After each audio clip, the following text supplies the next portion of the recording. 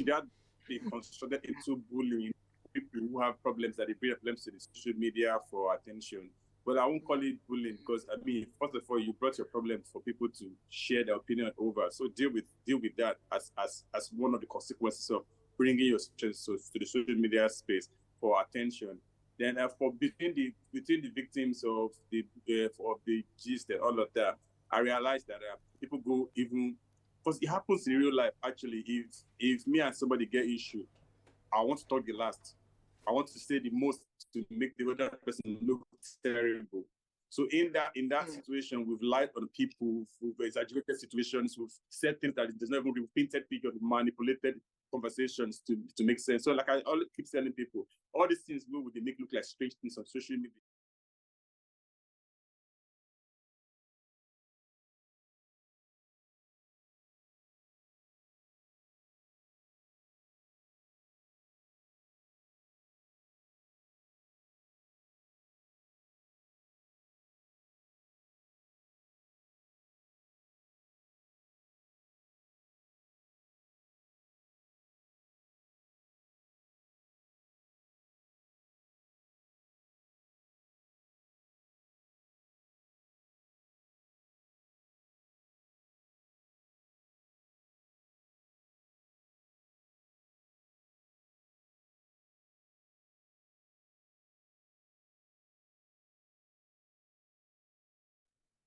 Just know that it's your consequences for wanting to win by all means possible, even by lying or making up stories that is not real.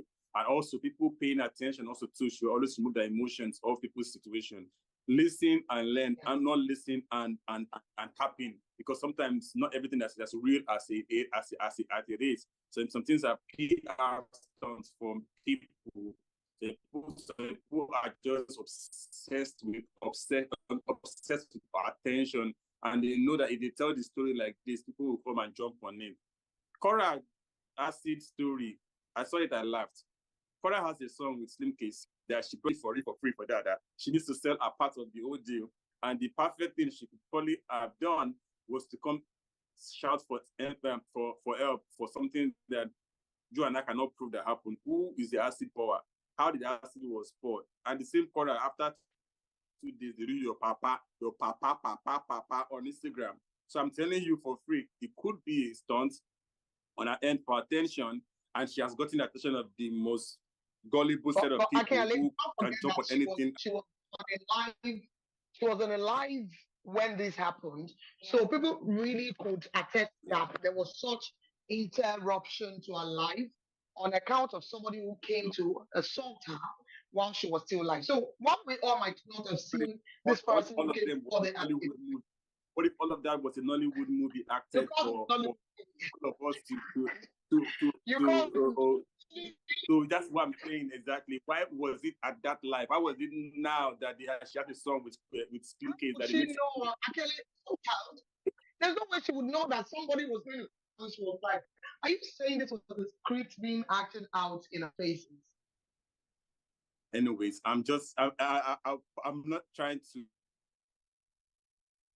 for the character of the person Akora has been on social media for the long time that I may have come across a personality on social media. I mean, and I can tell you that she doesn't have shit. She does not have shit. She will definitely tell you for real. I'm going to let you through that part.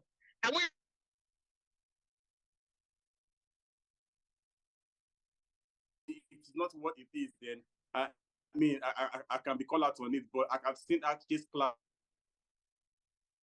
Yeah, maybe some things are real, but the way she go about chasing these conversations looks like she wants more attention out of whatever it is that it's all about. And that's clout. You're trying to magnify something that you could just... I mean, call her a clout chaser, I'd say yes. But to say that she was a wonderful you threatening her, I'm going to become a defender of the women folks right here on the show. And it's going to be full of this. I just want us to come back, to this conversation in a manner that we're then able to talk to. So at the end of the day, seeing what we now have, the world is as is, right? And it is how we all make it. And according to your theory, It is who we have been. It is not the internet that made us this way.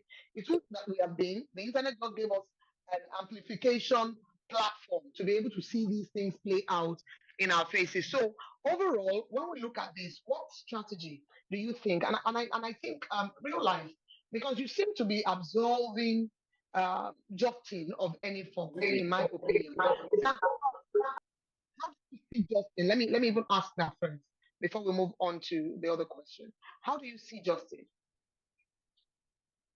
Well, I don't rate a man that talks too much, so I feel like I don't know what their problem in the relationship was. Like I said, there are a lot of relationship that is going south, north, east, anywhere in real life, in real time. Like I said, when people have issues, it's them to sort, not the whole world to deal with. So, like I said, I'm not investigating the relationship if Cora was a terrible person in it, if Justin was a beast like Cora has claimed it to be, or whatever it is.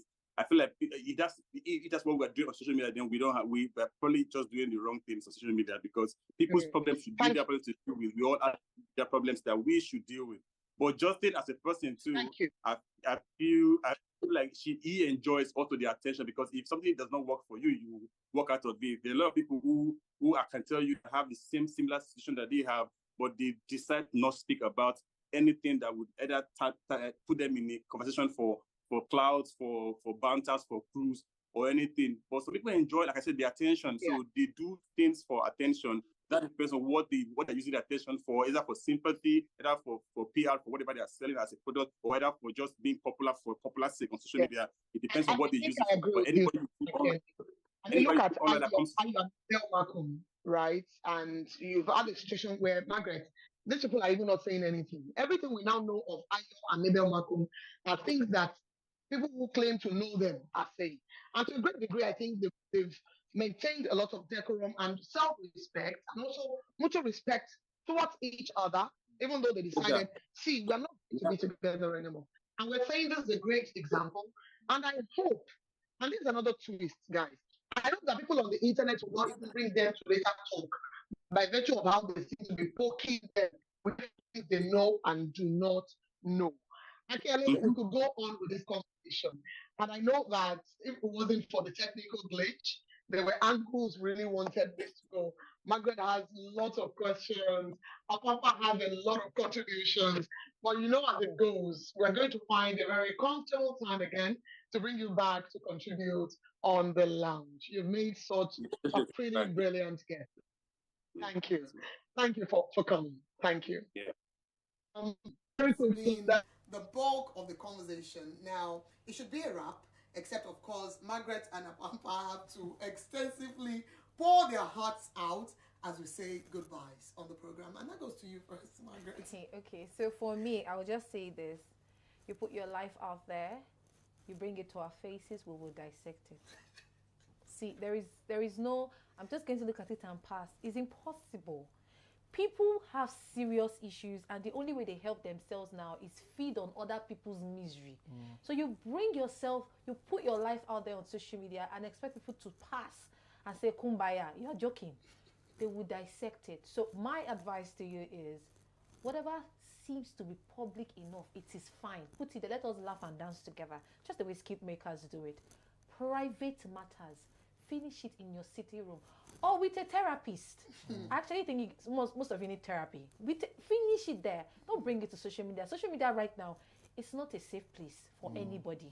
Yes, that's me. Okay, Apapa, the ball now is in your court. So the reality is that the whole essence of having a social media is for us to have genuine interaction and conversation. So when it becomes a gossip place, where we start treating family issues, so the essence of it has been defeated.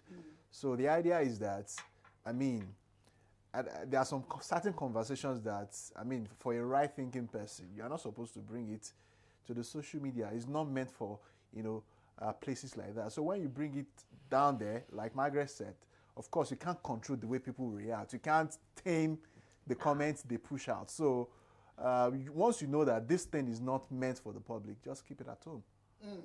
Okay, whatever is not meant for the public, as much as possible, keep it at home. So many things I would really love to say, but we are out of time. Now, that's been our show today, and we have discussed sun-drying, dirty linen, and the internet memory.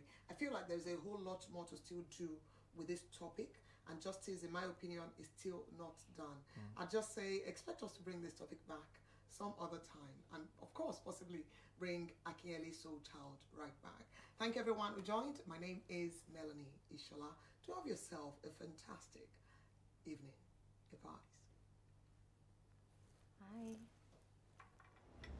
I'm not going to propose to a guy ever. And tomorrow, where do you live, Henry? Are you in Lagos? I want to Are you in get Nigeria? married. How will you not feel Just like attached a after must. sex? Yeah. Like, no. About every parent becomes the police Okay. in the lives of their kids. Proposing is not like me. I will just come direct like you guys do and open one ring. And Okay, no, okay. no. So- Guy, you never reach me will marry me. That's like you popping question. There was a communication, something happened. So there's something